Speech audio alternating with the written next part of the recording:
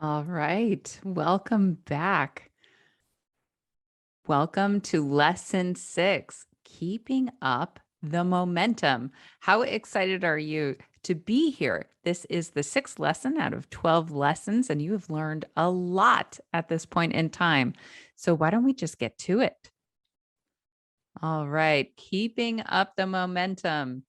Before you start this lesson, you should have a few things already. You should have a plan to see your friends and family while maintaining your budget. You should have a plan for thoughtful gifts that keep you on track to pay off debt quickly.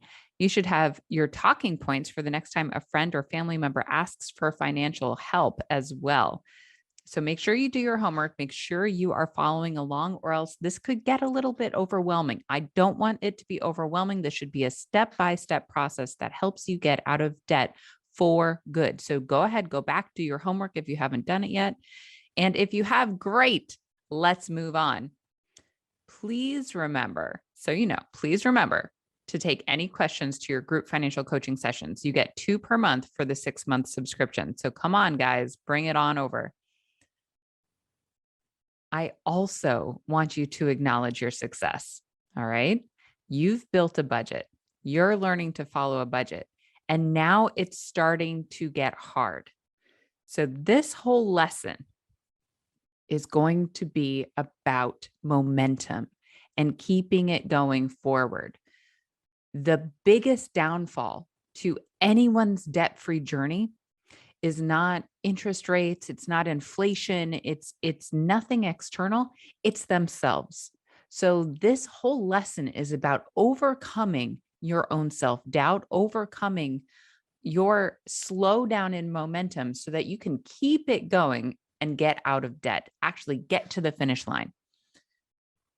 This is a marathon. This is not a sprint.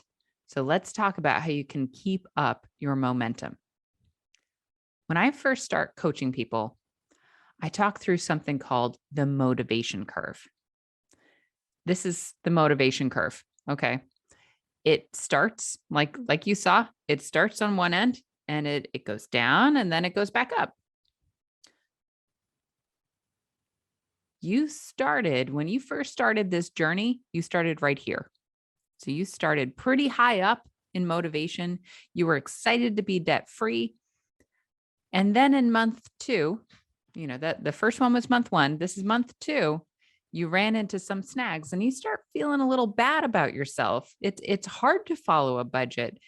I'm not getting this perfectly. There are expenses I didn't think to project. I'm not categorizing things perfectly, and it starts to feel bad.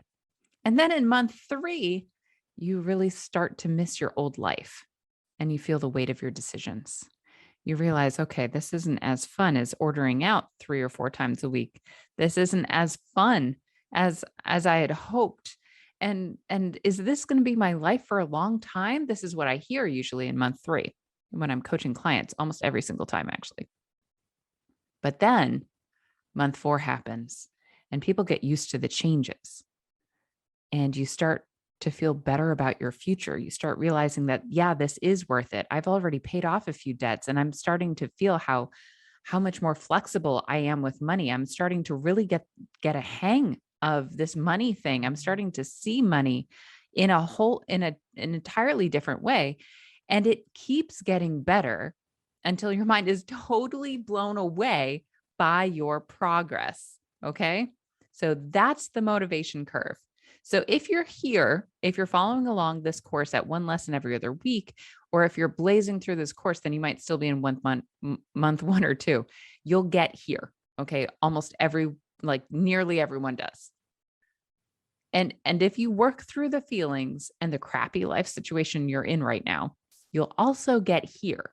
You will get to a place where your financial prowess blows your own mind. It's human nature to stop missing what you gave up and start seeing your progress. It's human nature. If you push through those feelings and those emotions, and by the way, that's what the group is for. If you push through those feelings and those emotions, and you will start to see your progress as long as you chart it and actually see your progress. So let's get to that. Okay. So this is the emotional curve. This is the motivation curve. And I want to add a little thing here before we move on to small steps and charting progress. Your feelings are not you, and your feelings should not dictate what you do. There's this, I think I said it in one of the other videos. There's this cultural shift right now to think that people's feelings are who they are. And that's not entirely true. There are a lot of feelers in this world, sure, but you can think through your feelings too. You can let it die down and say, okay, now what's the better option here? What's the better choice? And sometimes it is to go with your feeling and your intuition and your gut. Sometimes it's to follow those feelings, but a lot of times it's to take the step to heal those feelings so that you can change those feelings. So you're not held captive by what you're feeling. Instead, a lot of times it's to work through them and to heal them and then cause yourself to have different feelings as life goes on. So that's part of this, and that's part of the underlying psychology behind this whole course is helping you work through the feelings so that you can get to this point where your mind is totally blown away by your progress. So anyway, side note over. Let's go to small steps to big progress. So I don't know about you, but I struggle to see my progress even when I've made a bunch of progress. I'm the kind of person who focuses on how much work is ahead instead of how much I've already done. And it can feel super defeating, right? I'm sure you're there. You're looking at your debt snowball and it's defeating. What you're not doing is looking at where you've come. And I get stuck on the bottom of that motivation curve sometimes. I just look at it and instead of seeing how far I've come, I just see, oh, there's so much more work to do. It's hard to see how much progress you've made when you feel stuck where you are. Let me say that a different way, guys. You're laser focused on where you are now and your current goals, and that's a great thing. That's exactly what you should be focusing on. But while you're doing that, you should see what you've already done, what you've already changed, how far you've already come. The big steps, they look like these to financial freedom. The mid-sized steps, they look like our debt snowball. Okay. Big steps, mid-sized steps. The small steps, well, that's what we're about to figure out. Looking at your small steps and the progress you're making on your small steps will keep you motivated. This is all kind of a mind game, but it's a mind game to help you with your behavior. It's a mind game to help you stay motivated as you're working on your big steps, as you're working on either catching up on essential bills, saving up a $2,000 starter emergency fund, paying or working through your debt snowball. So let's look. Where did you start out in lesson 1? That's a real question. Where did you start out in lesson 1? What was the goal you really wanted to achieve? Where did you start? Were you negative when you reviewed your last month's spending? If you've made progress, chances are that's you. If you've made progress, changes that are good for you, even though they're hard to make, okay, changes, then celebrate your success. You're not where you want to be yet, but you're getting there. Celebrate the success you're already seeing. For some people, that's no new debt. That's the first big step is no new debt. Getting to that, not putting things on a credit card or not taking out a loan or what have you. No new debt is a change. It's a behavioral change. You've probably already made progress catching up on bills, setting aside your $2,000 emergency fund and starting your debt snowball. It's been hard, but you're getting better. Your monthly budget is probably in the positive now too, right? So let's make those smaller steps much more visible and motivating. Let's create a real measure of your progress so you can literally see it every day. Every one of your mid-sized steps, your starter $2,000 emergency fund or each debt on your debt snowball can be chunked out. I like to break down each monetary goal into weekly goals. And to some people, that's a little bit much. Some people will just do monthly goals. Some people will do it by paycheck. But let's work on weekly goals and make that a bit of an example. So for example, if you're working on saving your $2,000 starter emergency fund, then we break that into 10 different $200 chunks. Or you can try to sell $500 worth of stuff every week for 4 weeks, or sell $200 worth of stuff every week for 10 weeks. You see what I did there? I chunked it out into smaller steps. So you can see, all right, it's not just all or nothing. It's not just 0 or 2,000. It's how can I incrementally get to build to that $2,000? You can do this in very simple ways. Personally, I'm cheap and visual. So I chunk my financial goals into those weekly goals and visualize it one of two ways. I'll either get a piece of paper just like this from a notebook, rip it out, and draw an outline of something like a star. This is a lot more sophisticated than anything I can draw. Maybe I'll get my 6-year-old daughter to draw better than me, but I'll draw something, and every line becomes a week. And it's kind of like well, however many lines we get, those are the chunks we get, because I'm not very good. So then I'll label each week's target goal and color it in when I get there. So right now, and my whole family we're debt free at this point in time, including our house.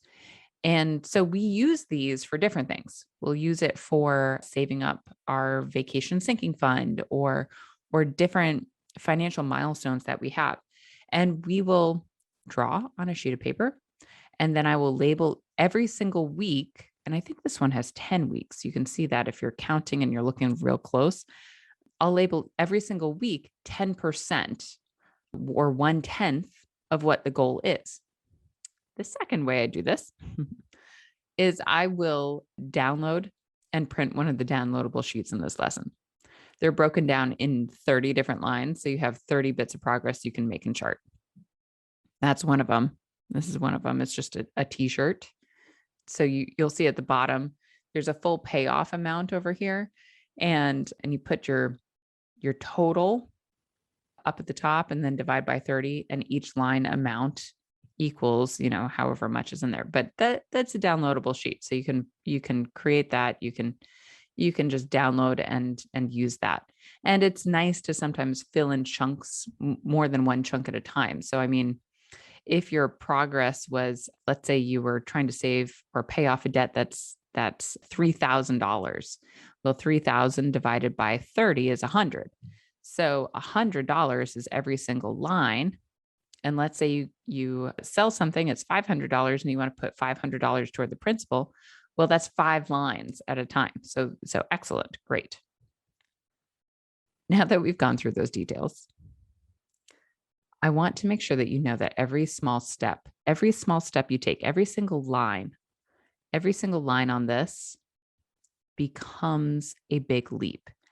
As you get through the bottom of the motivation curve, digging yourself out of debt will start to feel impossible. Stay the course. Visualize it so that you stay the course, so you are laser focused. Visualize it so you can see what you've already done, which will build momentum to finish that very next goal. Every small step you take adds up. Just like how your spending adds up, paying off your debt will add up as well. So I wanted to tell you a story. So this is my university campus. It's changed since I've been there. Some new buildings have sprung up, but you see that big building right in the middle here. It's hard to miss it. It's the library. And I used to study in the library because I have a little bit of ADHD and I like to, I don't know if there's ever such thing as a little bit, but I like to study with people around me because it keeps me focused. It helps me feel watched. I get things done. But the problem was I lived on a hill that was basically where this photograph was taken. So I lived on something called Orchard Hill on UMass Amherst. And anytime that I wanted to go to the library, I'd look at it and it would be a little bit smaller than in this picture. And I'd think to myself, that's a long walk. Do I really want to go? That's a long walk. But I would just set out because I knew that if I stayed in my dorm room, either somebody would need me because I was an RA, or I'd fall asleep because I'm sleepy, or I wouldn't get anything done and I'd just distract myself until I fell asleep. So so I thought, well, okay, I need to keep up my GPA. I need to get this done. I should just go to the library.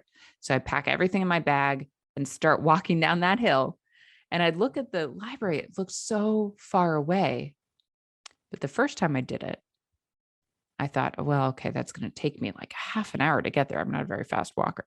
It's going to take me a half an hour. And it took me about 20 minutes. And I thought, okay, this isn't so bad. And so then it took me about 20 minutes back. Well, after the first month, it was starting to take me 15 minutes to get there. And I would still have the same thought every time I set out. Oh, really, this trudge again? It was like multiple times a week. Okay, guys, like this is how long it takes this sort of thinking to seep in. Multiple times a week, I'd look at it and go, really, the library? It's so far away.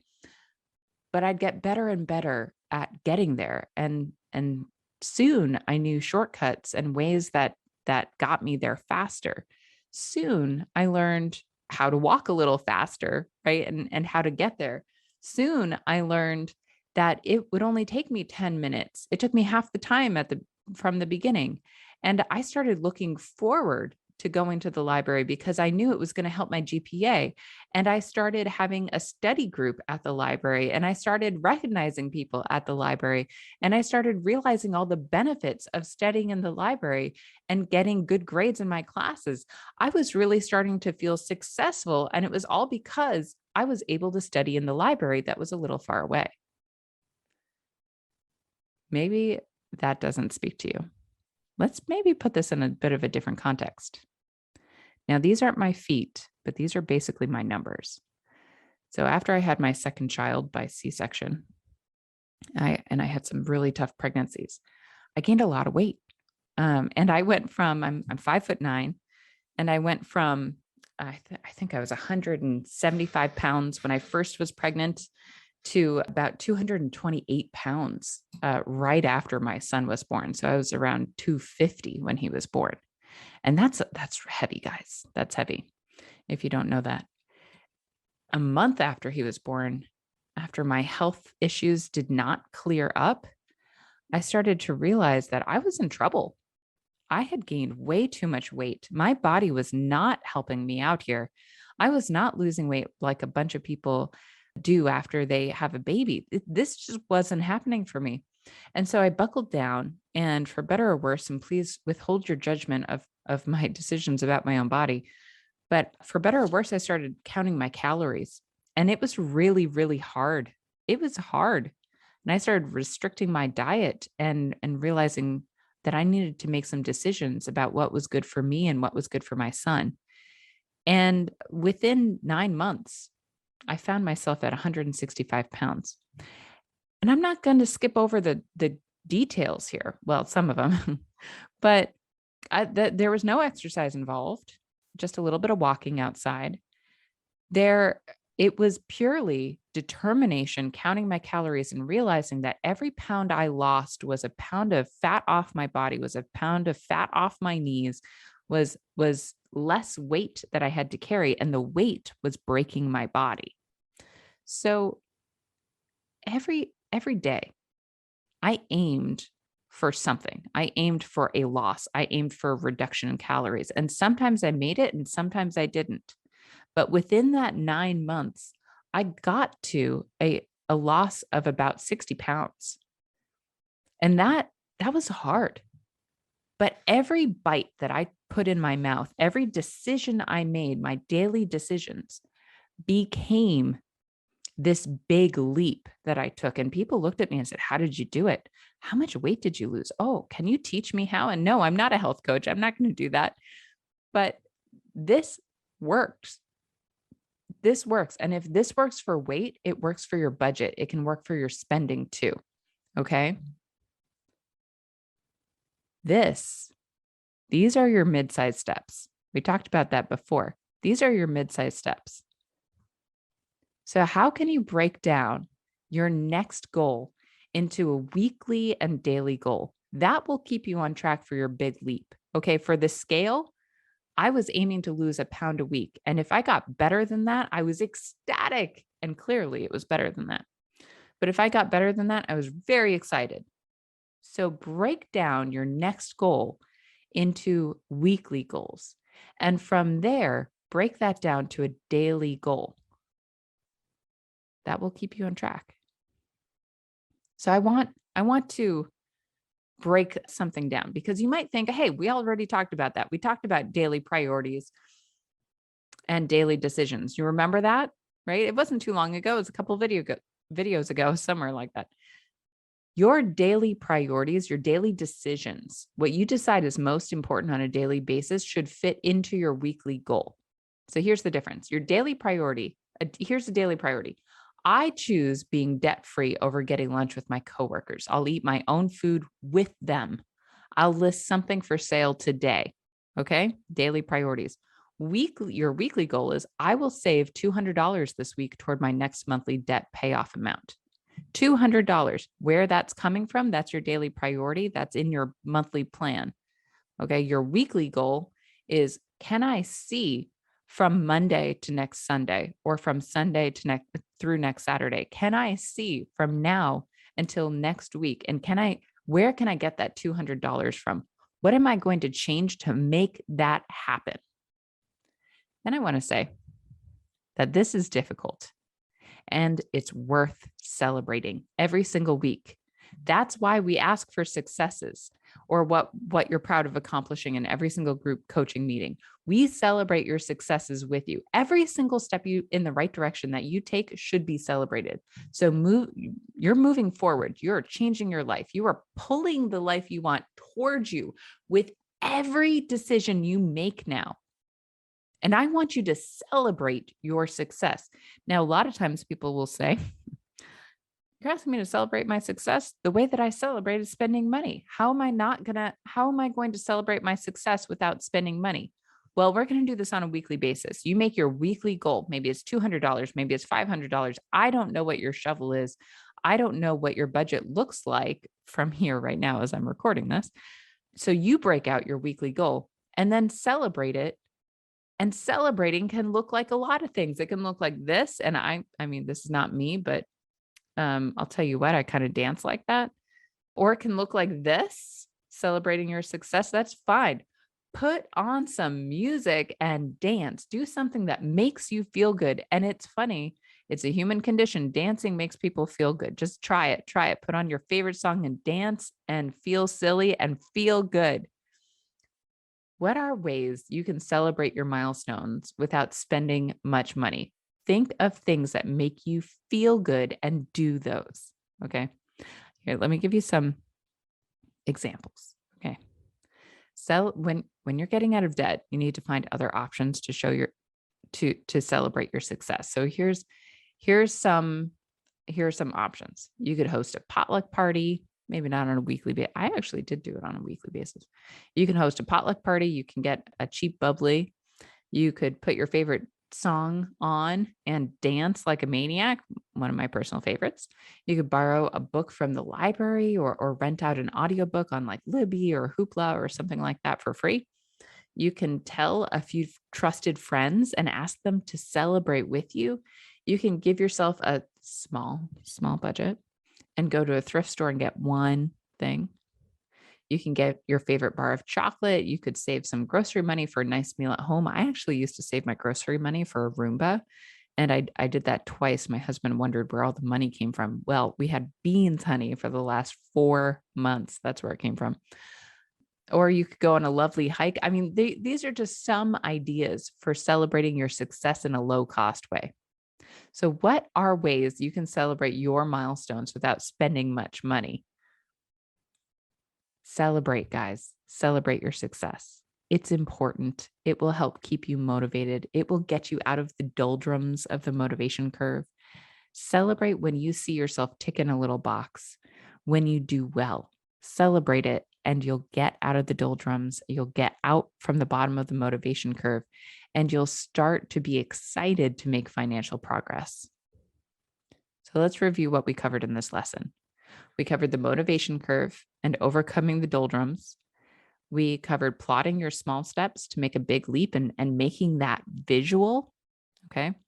And we covered celebrating your success. And that's very important. I know people like to skip that because you're so focused on the next thing, but you have to celebrate. So please do. Okay. Here is your homework. Number 1, define your weekly goals. Take your next goal, the $2,000 starter emergency fund or your next debt payoff, and break it down into a weekly goal. What can you accomplish weekly?